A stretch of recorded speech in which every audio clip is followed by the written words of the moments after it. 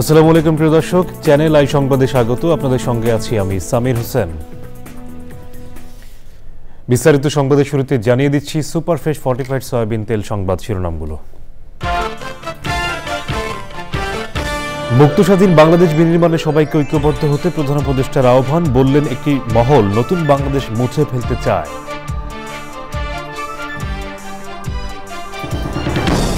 জনগণের আস্থা নষ্ট করার কাজ থেকে নেতাকর্মীদের বিরত থাকতে তারেক রহমানের নির্দেশনা, বিএনপি এখনো বিরোধী দলেই আছে মন্তব্য।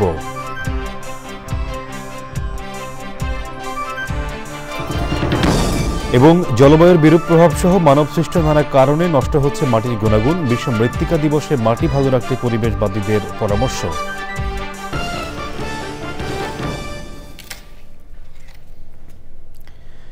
সংবাদ শিরোনামগুলো জানাচ্ছিলাম। এখনকার এই সংবাদ আয়োজন একই সঙ্গে চ্যানেল আইয়ের ইউটিউব চ্যানেলে এবং চ্যানেল আইয়ের ওটিটি প্ল্যাটফর্ম আই স্ক্রিনে লাইভ স্ট্রিম হচ্ছে।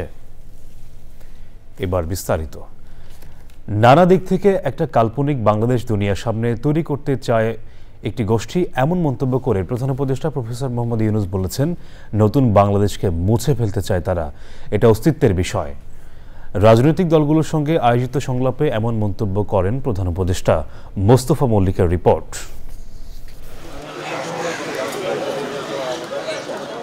দেশের চলমান পরিস্থিতিতে জাতীয় ঐক্য প্রতিষ্ঠায় সংলাপের ডাক দেন প্রধান উপদেষ্টা। বুধবার বিকেল 4টায় নির্ধারিত সময় থাকলেও বেলা 2:30 থেকে বিভিন্ন রাজনৈতিক দলের নেতারা আসতে শুরু করেন ফরেন সার্ভিস একাডেমিতে। বিকেল 4টার দিকে আসেন প্রধান উপদেষ্টা ডক্টর ইউনূস।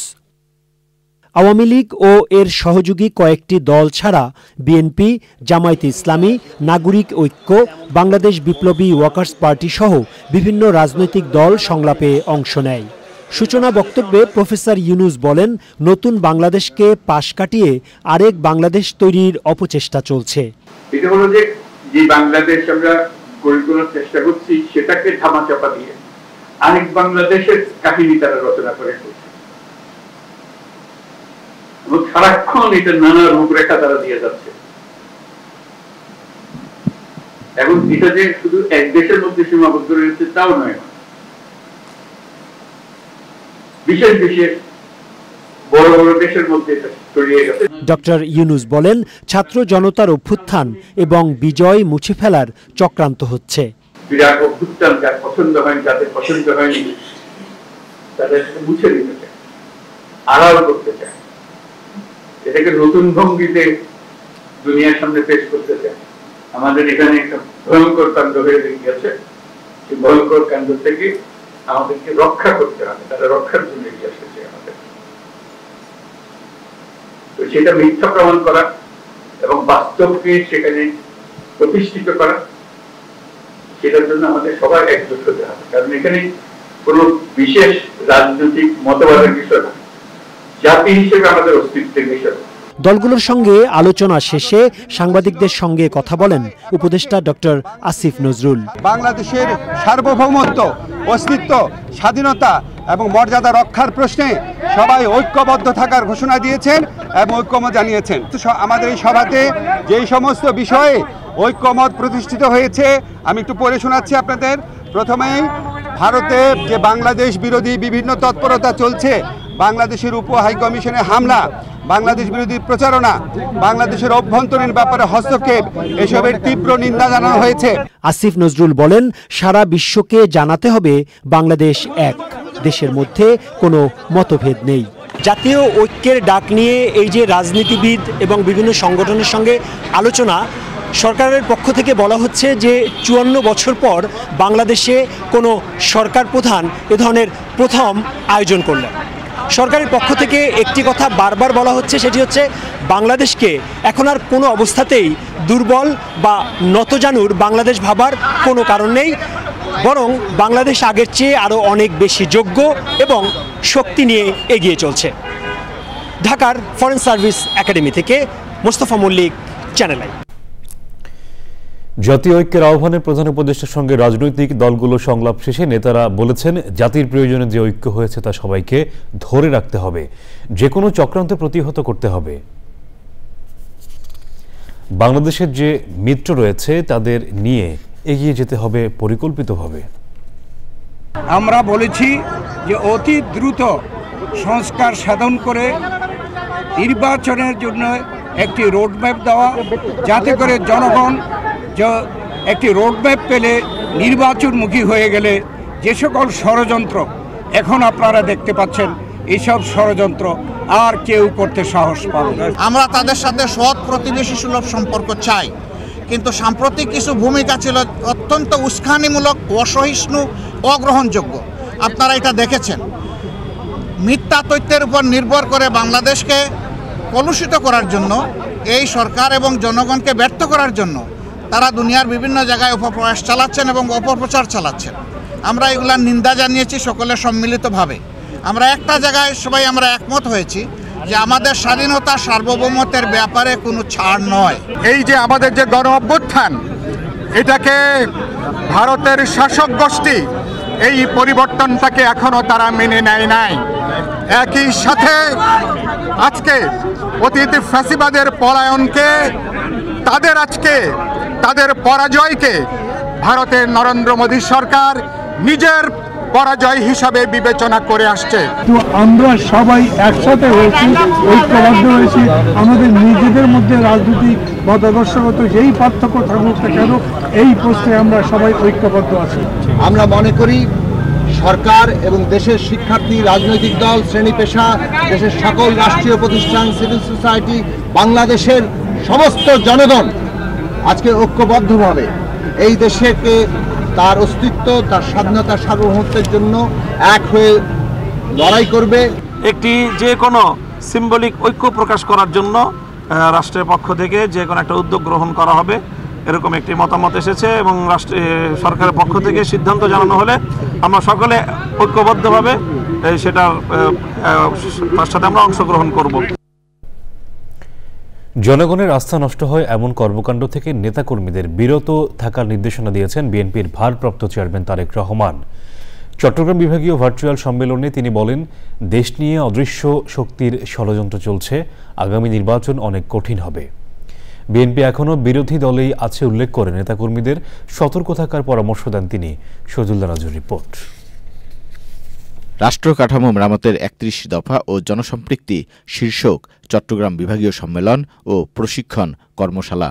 বিএনপির বিভিন্ন পর্যায়ের নেতাকর্মীরা সম্মেলনে যোগ দেন। চট্টগ্রাম ইঞ্জিনিয়ার্স ইনস্টিটিউশনে আয়োজিত সম্মেলনে প্রধান অতিথি হিসেবে ভার্চুয়ালি যোগ দেন বিএনপির ভারপ্রাপ্ত চেয়ারম্যান তারেক রহমান। নেতাকর্মীদের বিভিন্ন দিক নির্দেশনা দেন তিনি। আমরা এখনো বিরোধী দলই আছে, বিরোধী দলেই আমরা অবস্থান করছি, বা আমরা অন্তত যাই হোক সরকারি দলে আমরা নেই বা সরকারে আমরা নেই।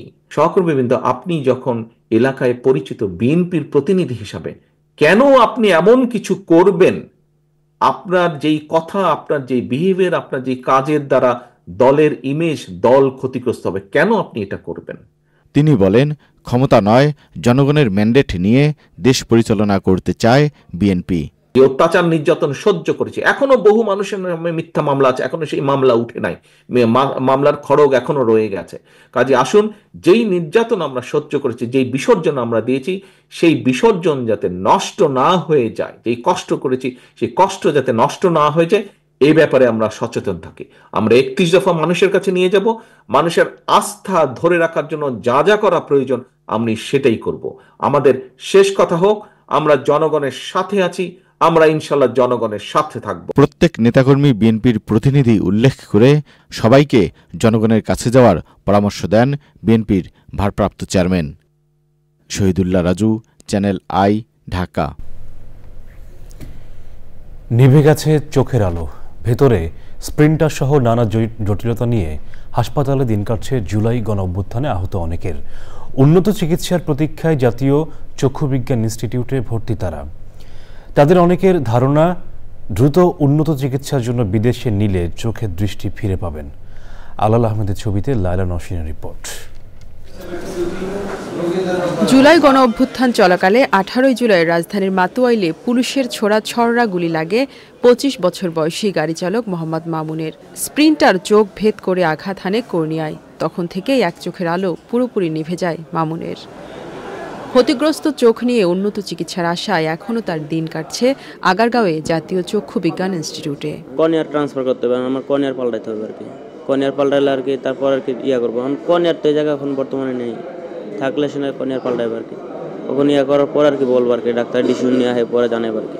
19 জুলাই সাভারে পুলিশের ছোড়া ছররা গুলি চোখে এসে লাগে সাইফুল ইসলামের। কর্নিয়া লেন্স ভেদ করে ভিতরে স্প্রিন্টার আটকে থাকা চোখ নিয়ে এখনো হাসপাতালে দিন কাটছে সাইফুলের। আমার চোখে গুলি লেগে কর্নিয়ার, আমার সরাসরি কর্নিয়ার ভিতর দিয়ে মাঝখান দিয়ে কর্নিয়া লেন্স এবং রেটিনাটা ফুটো করে আমার চোখের পিছনে চলে গেছে, যেটা এখন পর্যন্ত 2টা অপারেশন করার পরও বের করা সম্ভব হয় নাই। ওটা আমার এমন একটা পজিশনে চলে গেছে যে যেহেতু চোখের একবারে পিছনে চলে গেছে, তো এটা যদি বের করতে যায় তাহলে আমার চোখটা ফেলে দিতে হবে।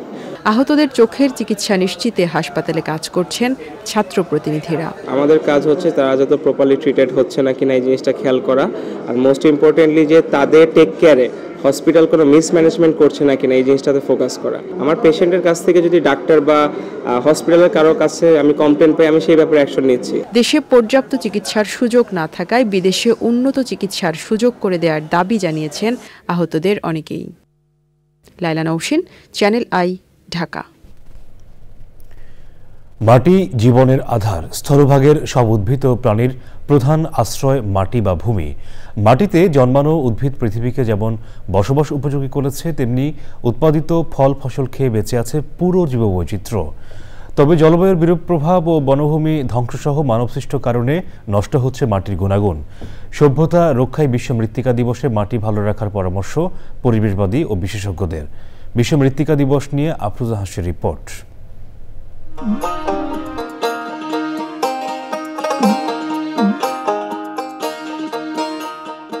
মাটির আবরণ ভেদ করে জন্মানো অজস্র প্রজাতির উদ্ভিদের উপর নির্ভর করে টিকে আছে মানবজাতি সহ পুরো জীববৈচিত্র্য।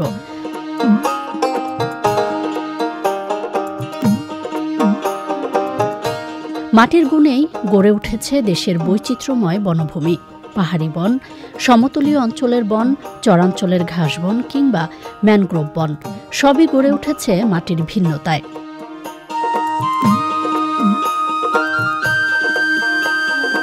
বনভূমি ধ্বংসের ফলে একদিকে যেমন উদ্ভিদের সংখ্যা কমছে, অন্যদিকে মাটি ক্ষতিগ্রস্ত হয়ে ভারসাম্য হারাচ্ছে পরিবেশ। ফল ফসল উৎপাদনে ব্যবহৃত কীটনাশক ও রাসায়নিক সারে দূষণ ছড়াচ্ছে যেমন, তেমনি ব্যাহত হচ্ছে পুষ্টি সরবরাহ। নির্বিচার প্রকৃতি ধ্বংসের পাশাপাশি প্লাস্টিক ও বর্জ্য দূষণে প্রতিনিয়ত গুণাগুণ হারাচ্ছে মাটি। মাটিতে বসবাস করা বিভিন্ন জীব অণুজীবের বিলুপ্তি আর বিপন্নের বাস্তবতায় হুমকিতে মানবজাতির খাদ্য নিরাপত্তা। মাটির সঠিক ব্যবহার ও খাদ্য উৎপাদন চ্যালেঞ্জ মোকাবিলায় ও মাটির গুরুত্ব সম্পর্কে সচেতনতা বৃদ্ধিতে 5 ডিসেম্বর বিশ্বজুড়ে পালিত হয় বিশ্ব মৃত্তিকা দিবস। এরই ধারাবাহিকতায় প্রতিবছর বাংলাদেশেও পালিত হচ্ছে দিবসটি। মাটির গুণাগুণ ধরে রাখতে টেকসই ব্যবস্থাপনায় জমিতে জৈব সার ব্যবহার, রিসাইক্লিং ও আধুনিক বর্জ্য ব্যবস্থাপনা, পরিকল্পিত নগরায়ন সহ আইনের প্রয়োগ নিশ্চিতে কার্যকর পদক্ষেপ জরুরি। সার্বিক সচেতনতা ও সমন্বিত উদ্যোগে মাটি ভালো থাকলে পরিবেশ যেমন ভালো থাকবে, তেমনি সুস্থ থাকবে পুরো জীববৈচিত্র্য। আফরোজা হাসি, প্রকৃতি ও জীবন ডেস্ক, চ্যানেল আই। দর্শক, মৃত্তিকা দিবস 2024 নিয়ে বিশেষ আয়োজন দেখবেন আজ রাত 10:15 প্রকৃতি ও জীবন অনুষ্ঠানে। সারা দেশের মতো রংপুর বিভাগীয় শহরেও দ্রুত বাড়ছে ছাদ কৃষি। একজনের দেখা দেখি অনুপ্রাণিত হয়ে ঘরোয়া ফসল উৎপাদনে যুক্ত হচ্ছেন আরেকজন। তবে নতুন উদ্যোক্তাদের কাছে ফসলের রোগবালাই প্রতিরোধ সবচেয়ে বড় চ্যালেঞ্জ।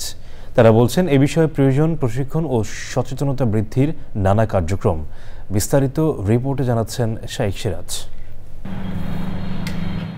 রংপুর শহরের কামাল কাশনাপাড়া, এখানে 4 বছর আগে একতলা বাড়ি নির্মাণ করেছেন কামরুল হাসান বিপ্লব। তিনি অন্তরে বহুদিন লালন করে ফসল উৎপাদনের চিন্তা বাস্তবায়নে বাড়ির ছাদটিতে গড়েছেন ছাদ কৃষি। মাত্র 2100 বর্গফুট আয়তনে রকমারি ফসল উৎপাদন করার এক দৃষ্টান্ত তৈরি করেছেন।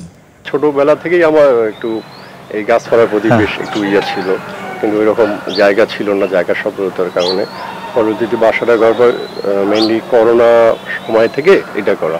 কি কি আছে এখানে? হাই জাম্বুরা, আচ্ছা আচ্ছা, হাই জামরুল, সবই তো। বেগুন আছে, আপনার মালটা আছে। জি স্যার, মালটা। এটা কি? নাশপাতি স্যার। নাশপাতি, নাশপাতি ধরেছিল, বেশ মজা। আচ্ছা, এটা কি আম আপনার? এটা স্যার কাটিমন স্যার, আল্লাহর নিয়ামত। আমি যেটাই মানে লাগাই না কেন সবকিছু ফল পাই। হাতের একটা যশ থাকে সবারই। এখানে ফসল উৎপাদনে অনুশীলন করা হচ্ছে জৈব কৃষির পদ্ধতিগুলো। তার মতে ছাদ কৃষিতে উদ্ভিদের খাদ্য এবং পরিচর্যায় অনেক বেশি সচেতন থাকতে হয়। বিভিন্ন ধরনের ফাঙ্গাস জাতীয় যে ইয়াগুলো, ওগুলো একটু ভালোভাবে তদারকি করতে হয়। এটাই হচ্ছে আমার কাছে এটাই বেশি সমস্যা মনে হয়। এখানেও প্রমাণ মিলল যে ইচ্ছে শক্তিটাই প্রধান। ছোটবেলা থেকে কৃষির প্রতি আগ্রহ এবং পরবর্তীতে গণমাধ্যম এবং একটা দেখে আরেকটার সাথে সম্পৃক্ত হয়ে তারই রূপটি দিয়েছে ছাদ কৃষির আয়োজনের ভেতরে, যেটি এই এলাকায় আরও অন্যের জন্য অনুকরণীয় হতে পারে এবং অন্যের মাধ্যমে এটি আরও সম্প্রসারিত হতে পারে। রংপুরের কামাল কাশনা থেকে শাইখ সিরাজ, চ্যানেল আই। দর্শক, এ নিয়ে বিস্তারিত প্রতিবেদন দেখবেন আজ বেলা ৩:০৫ হৃদয় মাটি ও মানুষের ডাক অনুষ্ঠানে। সংবাদের পর্যায়ে নিচ্ছি বিরতি, আর বিরতির পর জানিয়ে ফিরছি। জুনিয়র এশিয়া কাপ হকিতে চীনকে হারিয়ে পঞ্চম বাংলাদেশ, আমিরুল ও রাকিবুল হাসানের হ্যাটট্রিক। এবার কৃষি সংবাদ।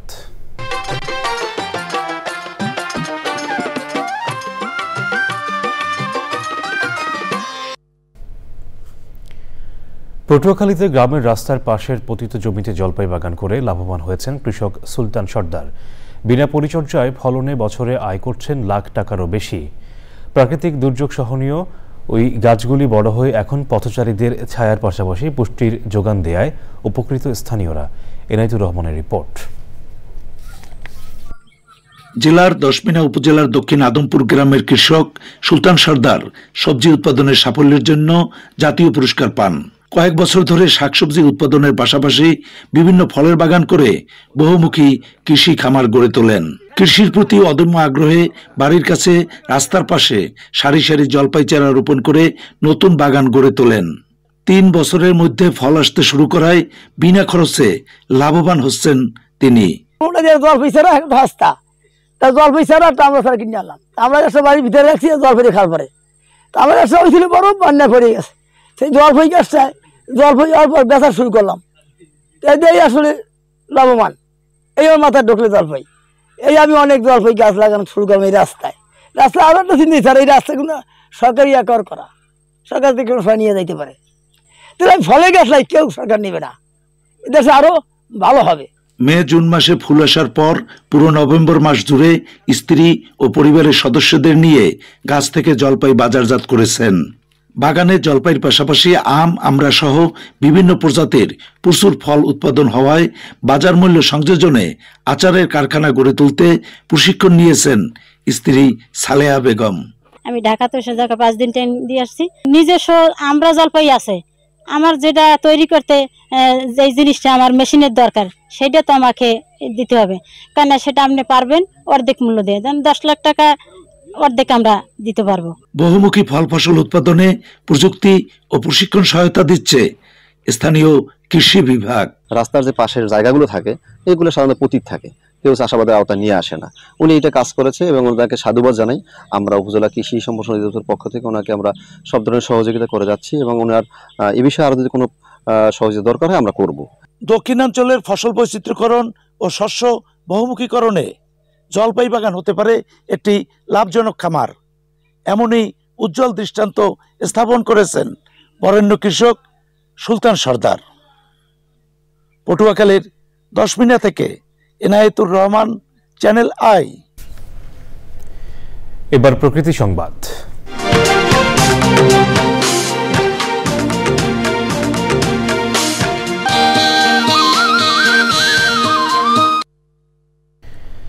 দখল ও দূষণে অস্তিত্ব সংকটে টাঙ্গাইলের করটিয়ার সুন্দরী খাল। কর্তৃপক্ষের উদাসীনতা আর স্থানীয়দের অসচেতনতায় ময়লা আবর্জনার ভাগাড়ে পরিণত হয়েছে খালটি। এতে পরিবেশ দূষণ, স্বাস্থ্য ঝুঁকি সহ বেড়েছে বিভিন্ন রোগের প্রকোপ। প্রকৃতি ও পরিবেশের ভারসাম্য রক্ষায় খালের পানি প্রবাহ ফেরাতে কার্যকর পদক্ষেপের দাবি পরিবেশবাদীদের। টাঙ্গাইল প্রতিনিধি মুসলিম উদ্দিন আহমেদের রিপোর্ট।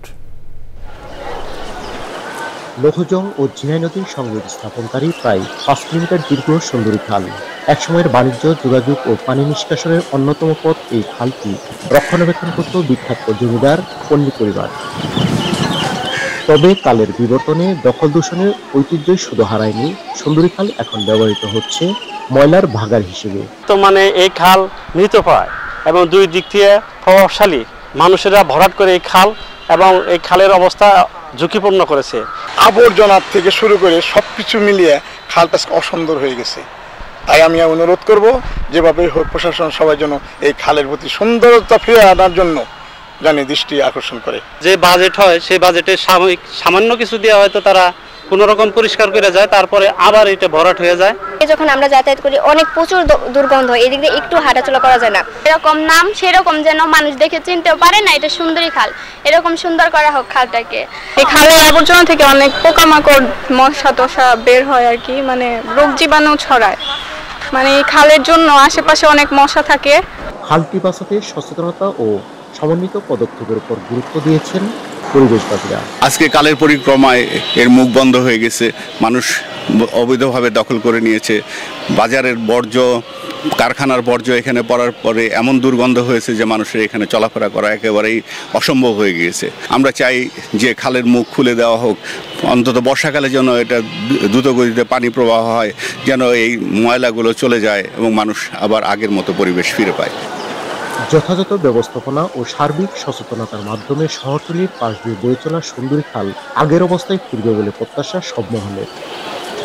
টাঙ্গাইল থেকে মুসলিম উদ্দিন আহমেদ, চ্যানেল আই। এবারে খেলার খবর।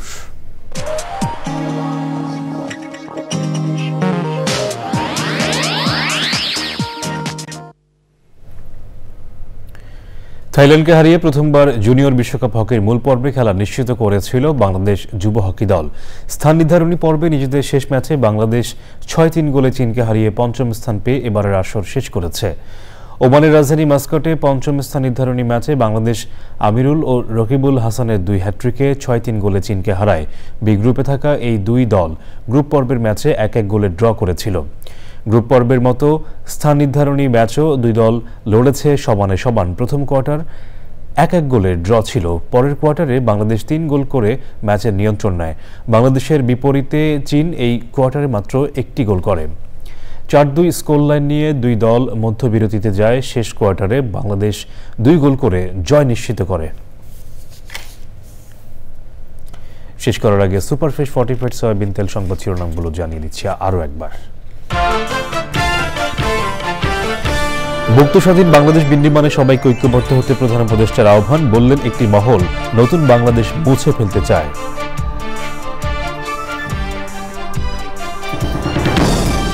জনগণের আস্থা নষ্ট করা কাজ থেকে নেতাকর্মীদের বিরত থাকতে তারেক রহমানের নির্দেশনা। বিএনপি এখনো বিরোধী দলেই আছে মন্তব্য।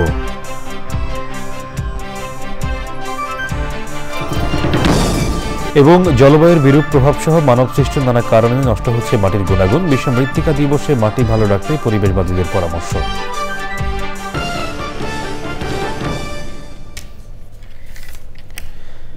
দর্শক, চ্যানেল আই সর্বশেষ সংবাদ জানতে ভিজিট করুন channelionline.com-এ। যুক্ত থাকুন আমাদের সোশ্যাল মিডিয়া প্ল্যাটফর্মগুলোর সাথে। এতক্ষণ সাথে থাকার জন্য ধন্যবাদ সবাইকে।